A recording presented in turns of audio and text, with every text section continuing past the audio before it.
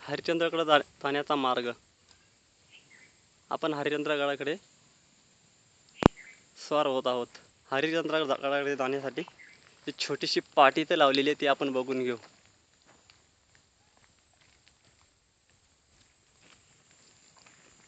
हा मार्ग उंच आणि वळणावळणाचा आहे. ह्या मार्गामध्ये थोड्या छोट्या छोट्या अडचणी, आगे किंवा माशा असू शकतात. त्यांचा आपल्याला सामना करायचा आहे. सरळ वरती गेल्याच्या नंतर छोटेसे वाट्यातून आपल्याला रस्ता काढत काढत वरती जायचं आहे.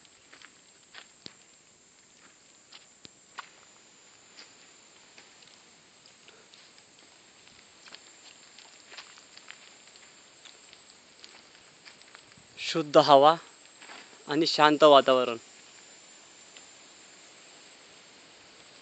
याच्यामध्ये माणूस असा रम्य होऊन जातो.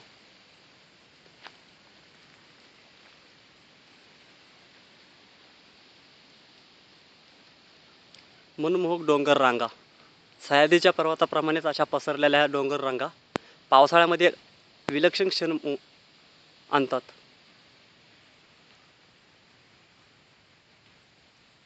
पावसाच्या सरी इथे अशा उसळत असतात. इंद्रधनुष्याचे रंग पसरलेले असतात. कोणी इथे येताच क्षणभर विश्रांती केल्याशिवाय जाणार नाही, असा हा हरिश्चंद्रगडाकडे जाण्याचा आणि अभयारण्यातून मार्ग काढत जाण्याचा रस्ता.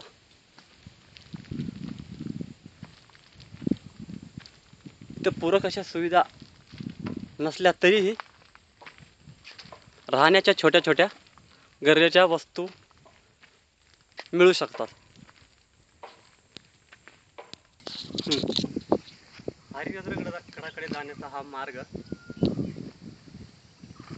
सरळ इथून डोंगर रांगातून आपल्याला हळूहळू चढत जायचं. या अशा डोंगर रांगामध्ये जाण्याचा एक विलक्षण आनंद मिळतो. इथे राहणारे लोक किंवा इथे राहणारे लोक हे इथल्या छोट्या छोट्या गोष्टीबद्दल आपल्याला माहिती सांगून जातात. आपण ह्या मार्गामध्ये सरळ पुढे पुढे सरकत जाऊ तसे आपल्याला वेगवेगळे वळणं मिळत जातील.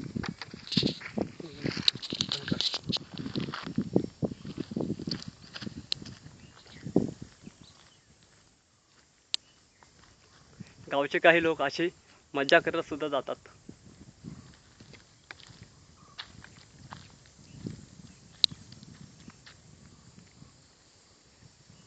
वेगवेगळ्या पद्धतीने सजलेला ह्या डोंगर रांगा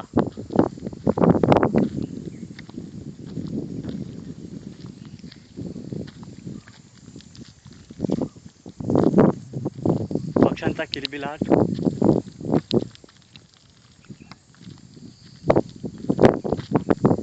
दूरवरती आपल्या छोट्याशा डोंगरामध्ये छोट्या छोट्या शिड्या दिसत आहेत.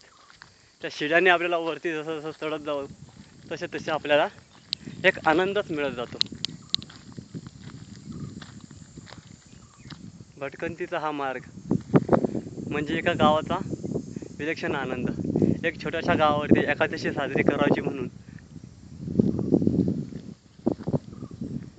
या डोंगरावरती एकादश साजरी करण्यासाठी जात आहेत.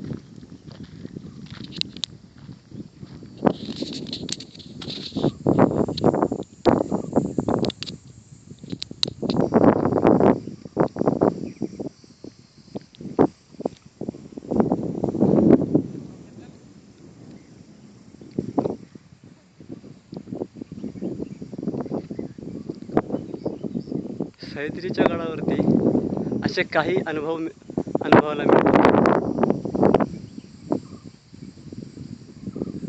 हरिश्चंद्र राजाची कहाणी आपण वाचली किंवा ऐकली पण असेल, पण साक्षात तिथे जाऊन त्यांना बघणं म्हणजे एक विलक्षण आनंदच येतो.